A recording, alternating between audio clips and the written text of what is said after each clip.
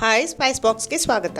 Coastal ಕ್ವಿಸೈನ್ fish ಇಲ್ಲದೆ ಯಾವತ್ತೂ complete ಆಗೋದೇ ಇಲ್ಲ. ಇವತ್ತು ನಾನು ನಿಮಗೆ ಮ್ಯಾಂಗ್ಳೂರಿನ ರವಾ ಫ್ರೈಡ್ ಫಿಶ್ ಹೇಗೆ ಮಾಡೋದು ಹೇಳ್ಕೊಡ್ತೀನಿ. ಇದು ತುಂಬಾ ರುಚಿಯಾಗಿರುತ್ತೆ, ನೋಡೋದಕ್ಕೂ ತುಂಬಾ ಚೆನ್ನಾಗಿರುತ್ತೆ, ಮತ್ತೆ ಹೊರಗಡೆ ತುಂಬಾ ಕ್ರಂಚಿ ಆಗಿರುತ್ತೆ, ಒಳಗಡೆ ಸಾಫ್ಟ್ ಆಗಿರುತ್ತೆ, ಮತ್ತೆ ಸ್ಪೈಸಿಯಾಗಿ ಕೂಡ ಇರುತ್ತೆ.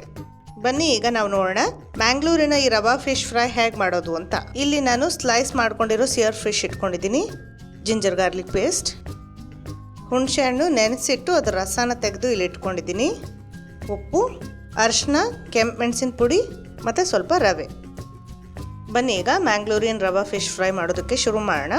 ಶುಂಠಿ ಬೆಳ್ಳುಳ್ಳಿ ಪೇಸ್ಟ್ನ ಒಂದು ಬೌಲಿಗೆ ತೊಗೋತಾ ಇದ್ದೀನಿ. ಇದಕ್ಕೆ ನಾನು ಸ್ವಲ್ಪ ಅರಿಶಿನ ಹಾಕೋತಾ ಇದ್ದೀನಿ ಮತ್ತು ಸ್ವಲ್ಪ ಕೆಂಪು ಮೆಣಸಿನ ಪುಡಿ.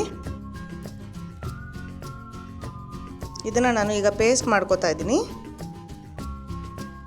ಹುಣಸೆ ಹಣ್ಣು ರಸದಿಂದ. ಇಲ್ಲಿ ನಾನು ಹುಣಸೆ ಹಣ್ಣು ರಸ ಹಾಕೋತಾ ಇದ್ದೀನಿ. ಇದರಿಂದ ಸ್ವಲ್ಪ ಹುಳಿ ಬರುತ್ತೆ, ಇದಕ್ಕೆ ಚೆನ್ನಾಗಿರುತ್ತೆ.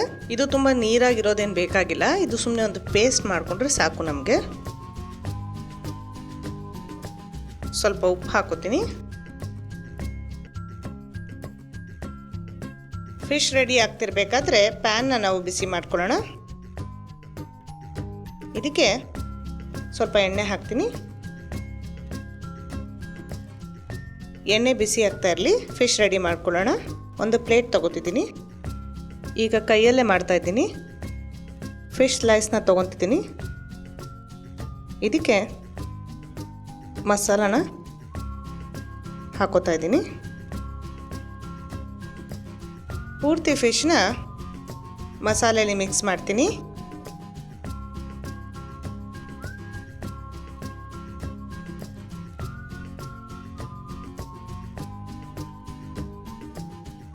ತಿರುಗಿಸ್ಕೊಳ್ಳಿ.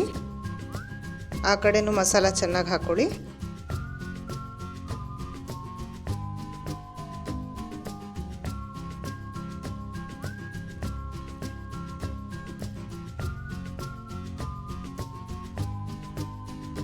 ಎರಡೂ ಕಡೆ ಮಸಾಲೆನ ಚೆನ್ನಾಗಿ ಫಿಶ್ಗೆ ಹಾಕಿದ್ಮೇಲೆ ರವಾ ಮೇಲೆ ಇದನ್ನು ಹಾಕೋತೀನಿ.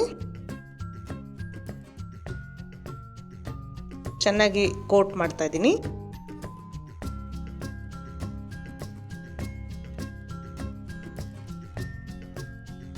ರವಾ ಇವಾಗ ಚೆನ್ನಾಗಿ ಅಂಟ್ಕೊಂಡಿದೆ. ಈಗ ನಾವು ಲೋ ಫ್ಲೇಮ್ ಅಥವಾ ಮೀಡಿಯಂ ಫ್ಲೇಮ್ ತೊಗೊಳ್ಳೋಣ ಫ್ರೈ ಮಾಡೋದಕ್ಕೆ ಈ ಫಿಶ್ನ. ಇಲ್ಲ ಅಂದರೆ ಇದು ಹೈ ಫ್ಲೇಮ್ನಲ್ಲಿ ರವಾ ಸೀದ್ ಹೋಗುತ್ತೆ ಮತ್ತು ಫಿಶ್ ಬೇಯೋದಿಲ್ಲ. ಎಣ್ಣೆ ಈಗ ಚೆನ್ನಾಗಿ ಬಿಸಿಯಾಗಿದೆ. ಈಗ ಈ ಫಿಶ್ನ ತೊಗೊಂಡು ನಾನು ಎಣ್ಣೆಯಲ್ಲಿ ಹಾಕ್ತಾ ಇದ್ದೀನಿ.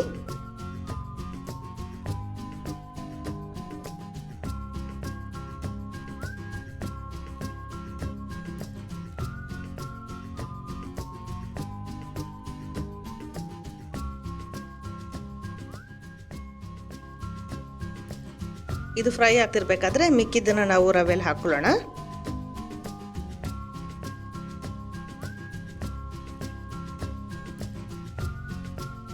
ಈಗ ಒಂದು ಸೈಡ್ ಫ್ರೈ ಆಗಿದೆ. ಫ್ಲಿಪ್ ಮಾಡ್ಕೊಳ್ಳೋಣ. ಇದನ್ನು ಫ್ಲಿಪ್ ಮಾಡೋದಕ್ಕೆ 2 ಸ್ಪ್ಯಾಚುಲಾ ತೊಗೋತಾ ಇದ್ದೀನಿ. ನಿಧಾನವಾಗಿ ಇದನ್ನು ತಿರುಗಿಸ್ಕೊತೀನಿ.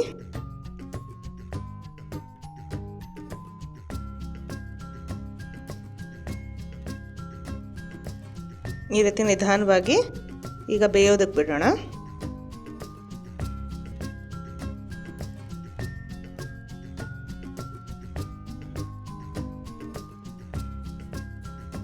ಈಗ ಇದು ರೆಡಿಯಾಗಿದೆ. ಇದನ್ನು ನಾವು ತೆಕ್ಕೊಳ್ಳೋಣ. ಪೇಪರ್ ಟವಲ್ ಮೇಲೆ ಒಂದು ತಟ್ಟೆ ಮೇಲೆ ಟಿಶ್ಯೂ ಹಾಕಿಟ್ಕೊಂಡಿದ್ದೀನಿ.